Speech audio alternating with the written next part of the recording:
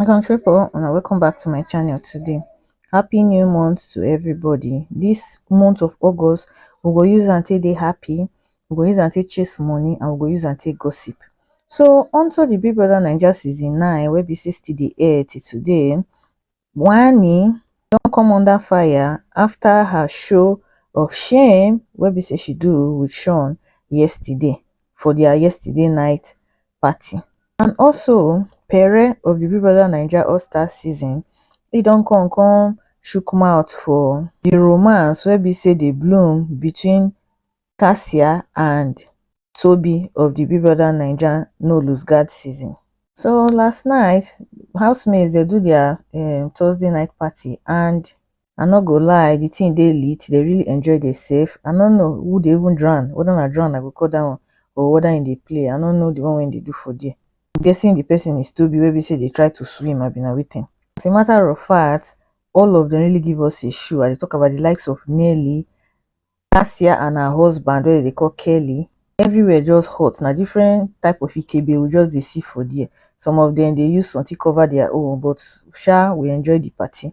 So the one wey be say standard for people for that particular party, na the way wetin be her name, Wanni, say they throw herself at Sean. As we all know, Sean and Wanni, they don dey get something close to each other. The tax wey be say their first tax of the season wey be say they do yesterday, Sean fail the tax of a partner. Big Brother tell them say make they sniff their partner, but Sean na be the only person wey be say no know the scent of a partner wey be say be Victoria. So throughout the night party, Victoria dey a little bit sad about the whole thing, and Sean on the other hand, him just dey enjoy himself with Wanni for the party. So as he dey enjoy himself, na Victoria fans dey vex, other people dey vex too, because they no see a reason why be say na only Sean go fail that tax where every other person win.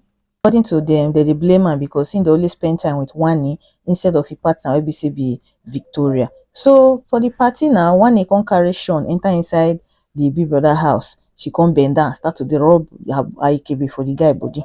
It's as if that one no work. She come outside again, carry the same ikebe, dey rub the boy and all of that. It can't just be as if the only thing wey that girl gats to offer for the ship wey be say she and Sean wan do na just her bum bum. The other day we see two of them lie down for bed. The guy dey knack the bum bum with his hand. So those things that make fans dey vex say as a woman you need to respect yourself when you come inside show like that.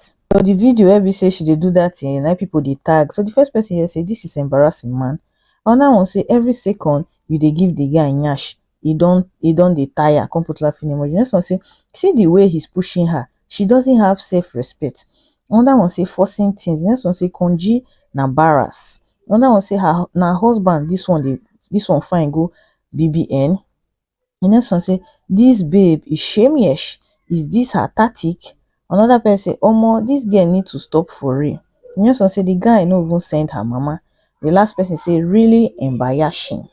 Wanni girl na one girl wey be say fans don single out, wey be say they dislike, and this is just how many days wey she enter inside the Big Brother house. They don single her out. Some people don dey call her Fina, some don dey call her Raz already. According to themselves, they say Fina even better pass Wanni like this. Me I no go lie, Wanni look like a very desperate person with the way she always like, babe, carry your bum bum keep one side. Everything not be about nyash nyash nyash nyash. Sometimes people just want to think about life, think about how they go to move forward. Not be all those things we say you do.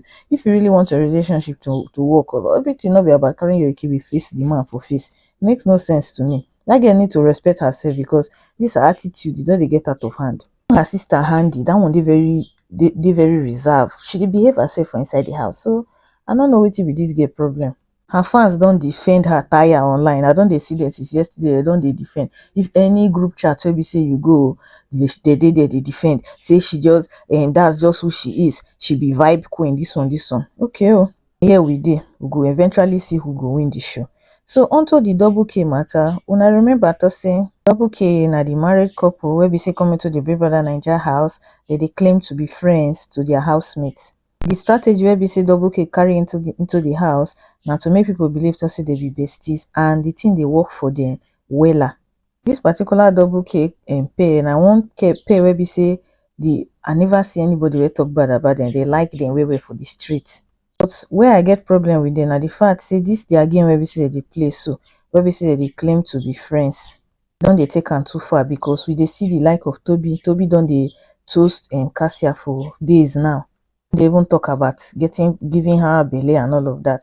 So Pere now, where be say be the housemate for All-Star season, in come out to come drop a 2 cent concerning the relationship where be say Toby they try to talk Cassia into. So wetin Toby talk be say, Toby say mind used to telling me to pin you to the wall and give you a deep kiss. My spirit is telling me to get you pregnant. So Pere come quote that tweet where be say person tweet about Toby, come say dem go knock aside the house, confirm, come put laughing emoji. So that statement really trigger a lot of Nigerians because as we all know, Nigerians, not just Nigerians, Africa, we like marriage a lot for this side. So the first person wey drag Pere come say, you should watch what you say. You are not a regular fan, you are an alumni. Even if you think it will happen, you do not have to say it out loud in a very disrespectful manner. Be sensitive. Now say, see this mumu you share soldier where bad luck they follow. Ah, now what for Nigerians on top fave where be say una just meet which day. Now they don't carry for head like this, they insult their former fave for. Hey, now wow.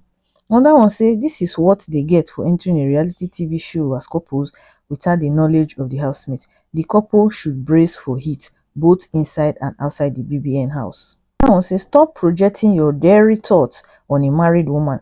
You have never met her nor seen her before. Some people do well with flirting and it ends there on surface level. There is nothing here that indicates this woman is loose or will do anything with Toby after the show. The last person say, for once, talk like a matured man that you are. The wetin the fans talk dey alright because this particular post wey be say Pere put, e dey detrimental to the couple, honestly. Believe Cassia dey simply dey play the game. Girl wey be say stay with a man wey no get 1 naira before she meet am, 1 naira like this, stay with am for 10 years. She wait, make sure say he get money, they come marry. You think say that type of woman go just see a random man for outside, just follow am? Person no follow. Abi you wan tell me to see this girl no dey beautiful enough for those rich men to follow? I just believe she's a very loyal person. So as they drag Pere up and I think make a come out to come explain himself because he prayers up for career. I mean, they know they are being watched. The real drama is never in front of those cameras. Kelly Ray, na be the husband to Cassia. The girl husband where we say Allah made they do that type of game because now he convinced the girl make she come inside the house now. He go don't prepare himself for things like that. So now part of their strategy for them to win the game. And it has been working for them. People don't they talk about them for days now since they enter inside the Big Brother house. So I believe it might work for them anyways. The Ray where they say don't cheat, tire. He don't cheat, tire. The girl no leave her. Now Toby and she go come cheat on. I beg. We dey watch now, we go see how the whole thing go play out. Una take care, una bye.